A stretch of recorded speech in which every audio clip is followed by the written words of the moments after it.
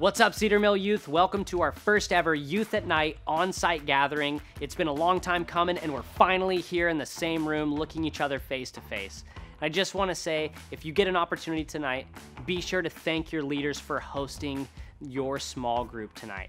A couple things for you to keep in mind. If you have a phone and you want to engage in the chat during this YouTube premiered event, feel free to do that.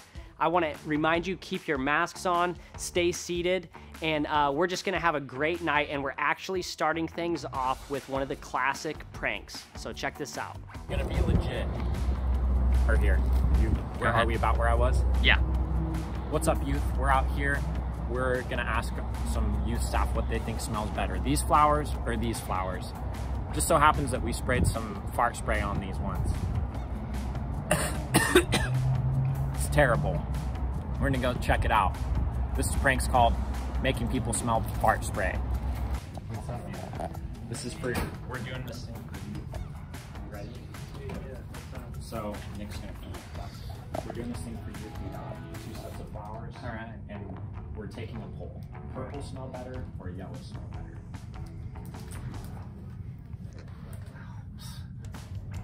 Oh, you. Two jams. These flowers? Or these flowers?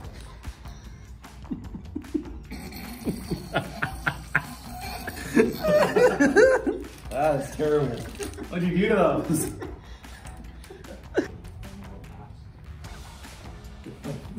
We're just gonna trust you guys. All it is a poll. Do these flowers smell better or these flowers? Sure. Alright, so.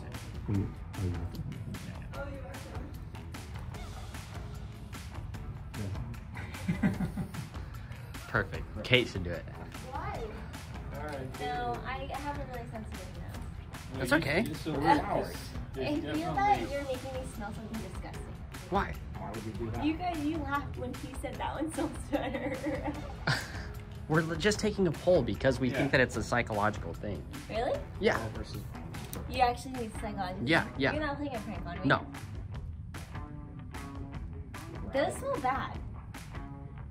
Why'd you do that to me? I told you! I told you you were doing that to me! You're so mean! Those are Hannah's flowers. It's a psychological smell thing here. Purple flowers or Hannah's?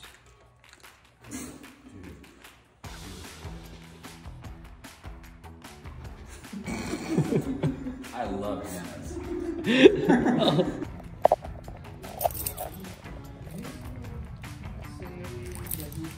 Can I ask you guys a question real fast? Ruben, will you help with youth just really quick? These flowers? Or these flowers?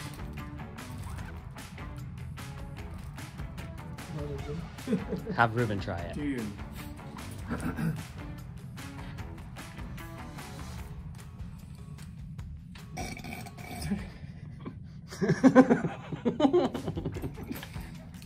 Smells like rotten eggs. Yeah. Why? Yeah. I would go with the jello ones. You go with the yellow ones. So somebody can kill you today. For what you just did to me. Yeah. Maybe. These purple ones? No, they're great. Seriously, it's like a psychological thing. Or these yellow ones? That's nice. I like the yellow. Yeah. Definitely the trick. Yeah. These flowers? You gotta choose one flower or the other ones. Or these flowers?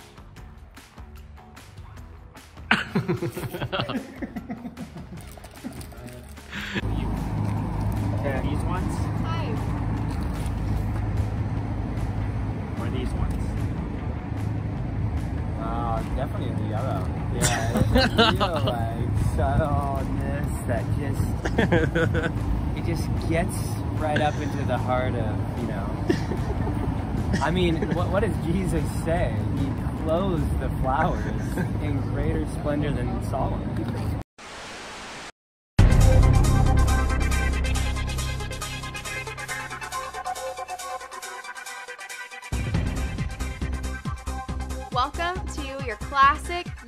game show. I'm your host, Hannah, and I'm here with contestants Luke Emery and Nick Mastrud.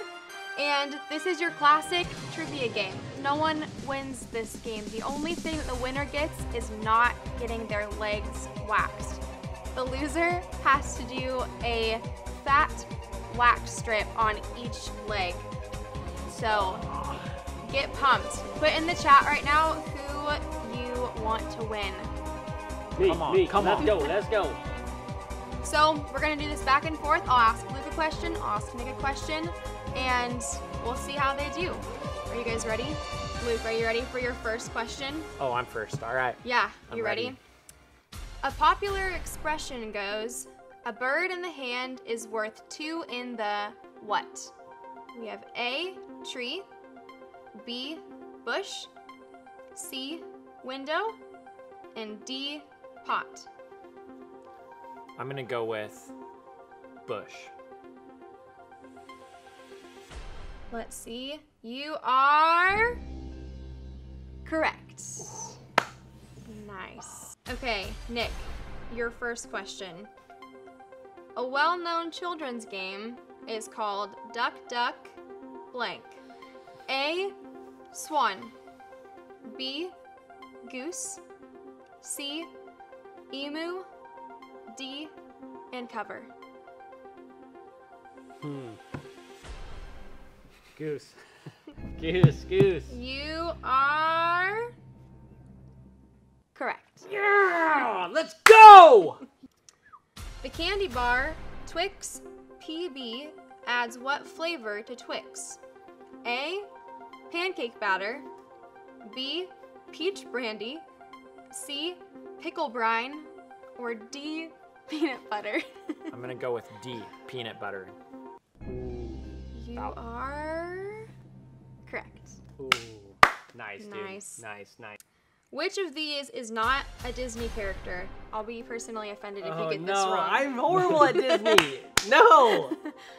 This should be easy. Okay. A, Mickey Mouse. B, Donald Duck. C, Bugs Bunny. And D, Pluto the dog. What? Is it D, Pluto the dog? You are incorrect. What? No! Seriously, what is it? Bugs Bunny. Bugs Bunny is Looney Tunes, which is Warner Bros. If you celebrate something biannually, how often do you celebrate it? Is it A, every 2 months? B, every 2 years? C, every 3 months? Or D, every 3 years? I'm going to go with every 2 years. Every 2 years. Let's see, you are correct. Good work. Nice. A Venus flytrap is a type of what? A, plant. B, frog. C, lizard. Or D, cat. A. A, plant. You are correct. Boom. Nice. Luke, a sousaphone is also known as what? A, tuba. B, trumpet. C, banjo. Or D, harmonica. A sousaphone. What was A? Tuba. I'm gonna go with A, tuba. You are correct. Oh, what? Dude, nice. How'd you know that? Yeah. Nick, in 2006, which of these internet companies was purchased by Google for $1.65 billion? Was it A, Wikipedia, B, YouTube, C, MySpace, or D, Facebook? In 2006, which of these internet companies was purchased by Google for $1.65 billion? 2006. How many billion? 1.65 billion. Do you want to use a lifeline? Yeah. Okay, which one do you want to use? I'm gonna use Siri. Okay, Yeah. great. All right. Are there some rules with this? Yeah, I think the rule is whatever Siri will read to you, you can't read any Yeah, articles. you can't look at the No articles or articles. anything. Just what she says. Hey Siri, what company did Google purchase in 2006? Okay, I found this on the web for what company did Google purchase in 2006. Check it out. Can you read it to me? Hey Siri. Answer me, girl. Hey Siri. Did Google purchase Facebook in 2006? Okay, I found this on the web for did Google purchase Facebook in 2006. Check it out. You're not hearing me, girl.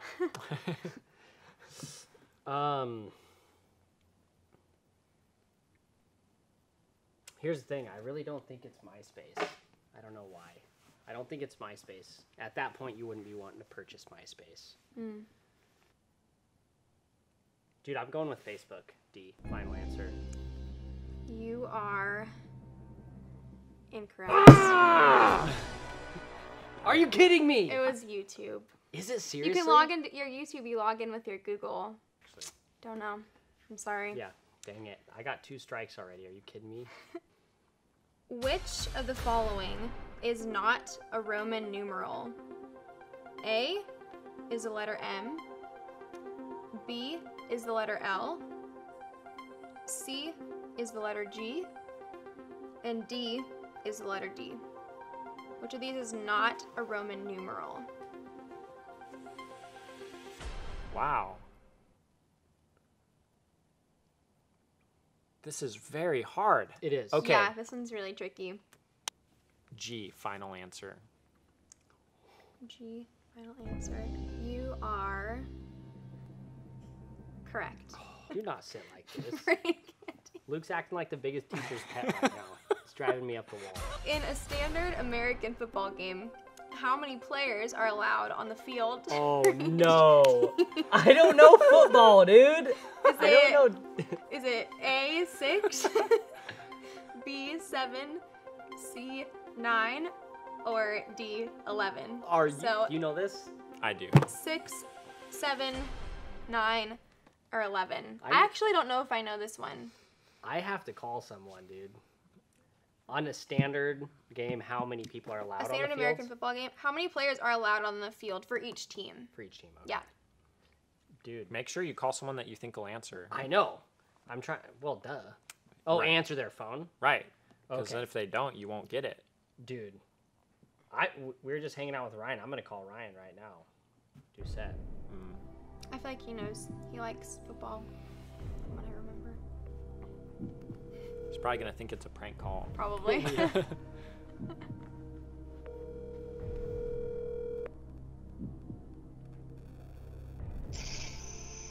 Nicholas. Ryan, dude, you're live on a video right now, but I have just a few seconds to ask you a question of trivia that I need help with. Let's go, dude. Phone a friend. Dude, this is stupid that I don't know this question, but the question is, how many players are allowed on the fields during a football game? How many players from each team is allowed on the field? Oh, 11. It's 11, baby. Okay, perfect. Thank you so much, Ryan. 11, final answer. Dude, you're correct. Oh, You got it. Oh. Thank you, Ryan. And this is like the $500,000 question. I have to get 2 wrong to tie. So that's a good feeling. Keep telling yourself that. Okay, Luke. Which of these African countries is located south of the equator?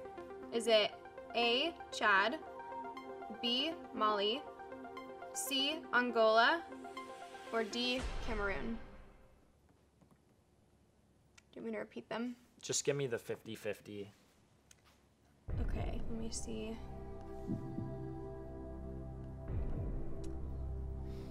Okay, so I'll eliminate. It's not Chad or Cameroon, So what's left? Mali or Angola. I think Angola, final answer. You are correct. Okay, so since Luke got that one correct, there is no chance for him to lose now. So we are going to wax Nick's legs. Forget you, Disney. Forget you. All right, Nick, put those legs up here. Dude, do you want to take it off yourself? No. I think you get The satisfaction. Wait, count me down, dude. You got this crazy look in your eye. 3, Dude, 2. you want to rip up or back this way? It says to rip up. I read the directions.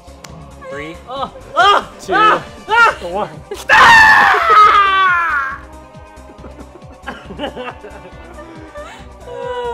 Okay, you ready? Yeah. 3,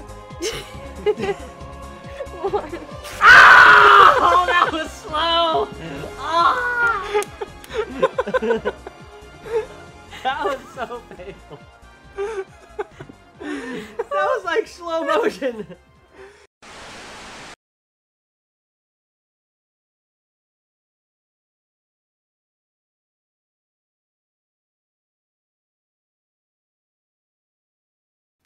So I want to start by talking about names. First off, I am really bad when it comes to remembering people's names. I will sometimes meet a person, they'll tell me their name, and like a minute later I already have forgotten their name. It's something that I'm constantly checking myself on and trying to be better with remembering people's names.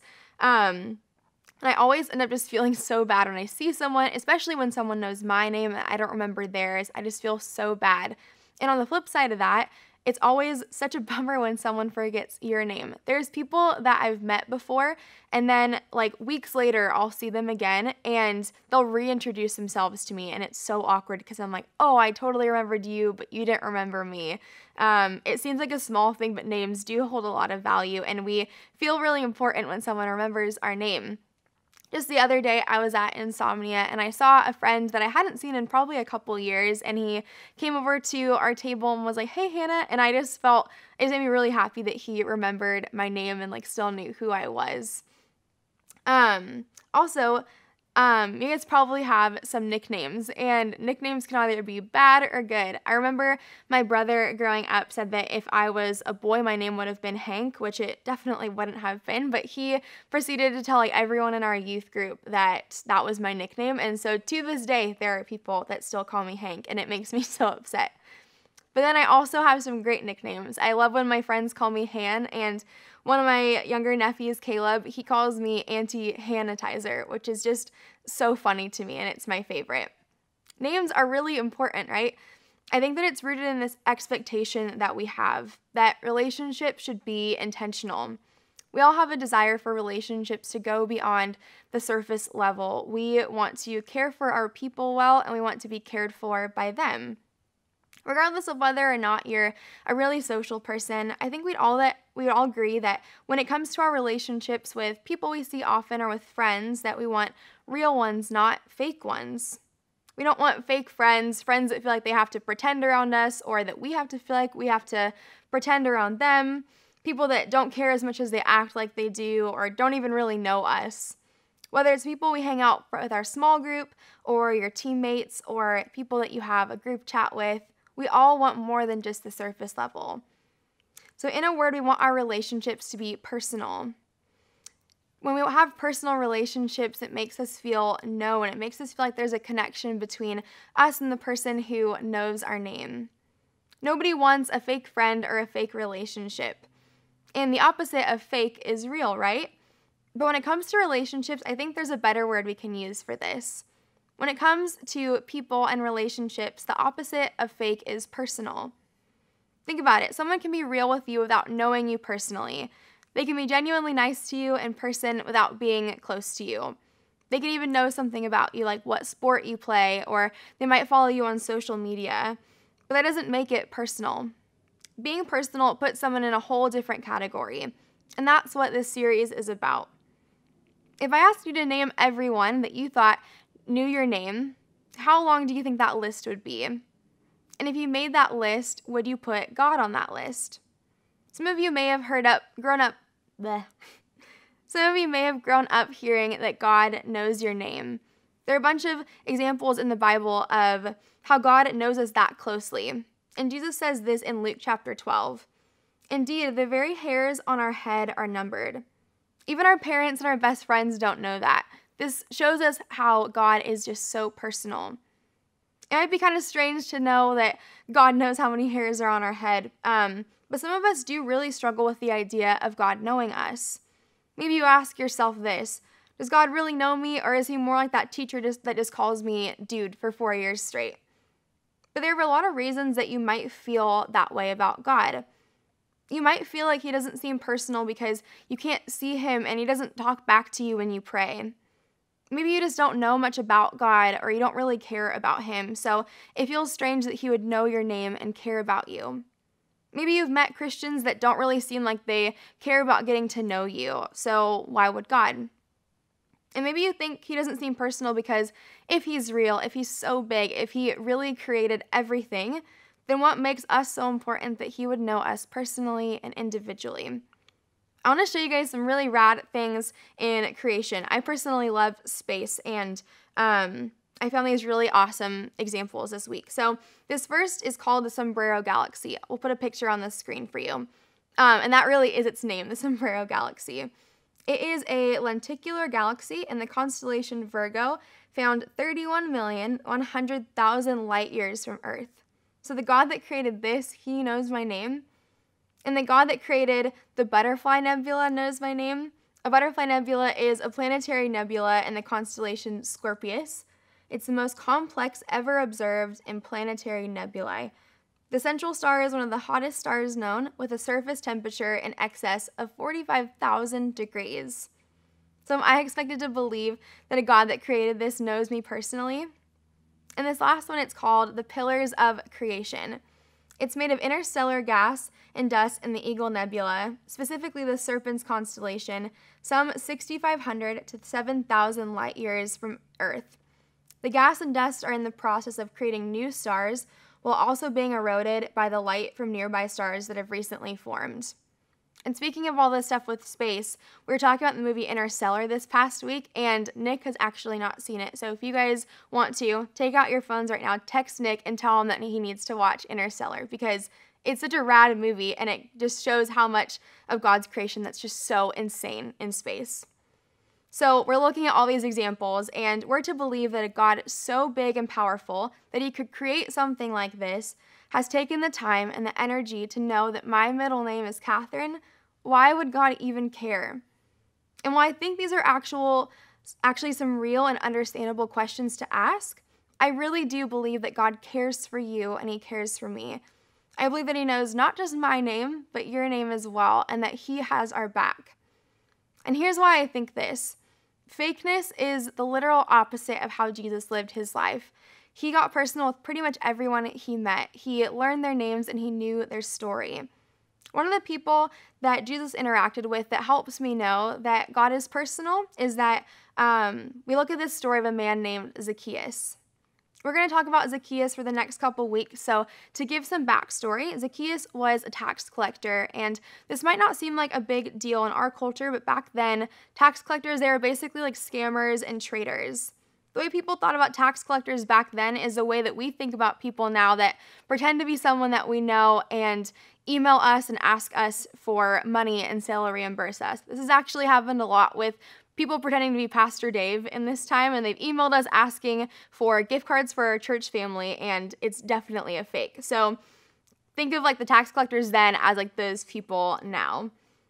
Zacchaeus was also a Jewish man working for the Roman Empire, which was a nation of people that basically just bullied the Jewish people. That's bad enough, but tax collectors weren't exactly stand-up people. They would always collect more than they actually owed, and they pocketed the rest of this money. And Zacchaeus, he was the chief tax collector, so he was like the worst of the worst. So at this point in Jesus' life, he had gone from being a carpenter's son to being a really big deal. He was known for all these miracles he performed and these really powerful messages that he'd given. And everywhere that he went, a huge crowd would follow him. And they would just try to get a glimpse of this Rabbi Jesus who was healing people. And that's what happened when he was passing through the town of Jericho on his way to Jerusalem, and he met Zacchaeus. So here's how the interaction is recorded in Luke chapter 19. When Jesus came by, he looked up at Zacchaeus and called him by name. "Zacchaeus," he said, "quick, come down. I must be a guest in your home today." Zacchaeus quickly climbed down and took Jesus to his house in great excitement and joy. Let's break this down a little bit. So, out of this giant crowd that was following Jesus to Jerusalem, and the giant crowd of people in Jericho just trying to get a glimpse of Jesus as he passed through, Jesus stopped and he looked up in this tree and saw Zacchaeus. And he stopped and talked to him. And he was maybe one of the most hated men in the whole town. This is a really big deal. Getting this kind of attention from Jesus is kind of like if your favorite celebrity just randomly followed you on Instagram and started commenting on all your posts. And not only did Jesus just call out to this guy watching from the tree, but did you notice that Jesus called him by name? He didn't say, "Hey man," or "Hey you." He called Zacchaeus by his name. And then not only does Jesus call him by name, but Jesus invites himself to Zacchaeus' house. Everyone around them knew how much of an honor this was, and this is how they responded. The people were displeased. "He has gone to be the guest of a notorious sinner," they grumbled. They were pretty upset. This guy that they didn't like, maybe no one liked. No one wanted him to be hanging out with, no one wanted to hang out with him, and Jesus goes straight to him. So why do we care about this story? It's because the story isn't just about Zacchaeus. It's about Jesus and how he treats people. He paid attention to this guy on the sidelines, the guy who annoyed everyone else, the guy who no one was noticing. I bet no one cared to learn his name, but Jesus did. Jesus made sure to know and use his name, and he does the same for you. Jesus knows your name too. This is how God sees us. He is the God who created the whole universe and everything in it. He is a God who has always been around, and our brain can't even comprehend how good he is. And he also knows you so personally. This might feel a little bit crazy and far-fetched to you, and that's okay. Like Zacchaeus, the best thing for some of us to do this week is to find a way to see for ourselves what Jesus is really like. Zacchaeus probably had no intention of totally changing his life when he first climbed up in that tree, but he was just taking the first step toward seeing Jesus for himself. No matter what you think about God or faith or Christians, I want you to know this. Your relationship with God is personal because he knows your name. For some people, that might not sit well. You might have questions about that, you might have doubts, and that's okay. But what would it look like for you to hop up in that tree to get a better look, to rethink or imagine what God is like, to start asking some of these questions? Maybe those questions might sound like, what is God like, really? What does God say about me? And what does God say about the people around me? Because Jesus changed the way everyone thought about God. There's something that happens when we recognize that God, the God of the universe, is also a personal God. It changed Zacchaeus' life, and it's been changing the lives of so many others for years and years. It doesn't stop there. We've talked about how powerful it is to be known personally by God, that he knows your name, he knows you, and he cares about you.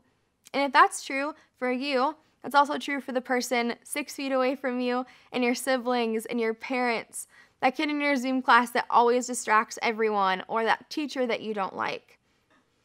Here's what I'm getting at. A relationship with God is always personal. It's personal for you, and it's personal for me. So how can we make it personal for others? For your teachers, your coach, your classmates, the person that always ends up in your group projects, the guy who gets on your nerves, your best friend's little brother, the person who maybe forgot your name that one time. They all matter, just like you. And here's why that's a big deal. The people around you, they may not know that God cares about them personally until you care about them personally. The best way to do this may start with some of the easiest steps you've ever heard. First is just learn their names. And 2 is learn the right way to pronounce their name. If your name is like mine, like Hannah or Josh or Nick or Luke, this might not happen to you very often, but think about like when a substitute teacher mispronounces your name or someone writes your name incorrectly on like your Starbucks cup or something. Now imagine this happens like every time someone meets you. It'd be so frustrating. So learn the right way to pronounce their name. And 3, use their name when you see them. This seems really, really basic, and it is, but that's why it's a big deal. Knowing someone's name is the absolute simplest way we can communicate that someone matters. And if someone feels like they don't matter, it can also have a huge impact. So an easy way to do this is learn some names of people at youth. Maybe someone who's not in your small group, or some underclassmen, or even some middle schoolers. Start learning some more names of people that are in our youth family. I want to wrap up by saying this. We have a personal God.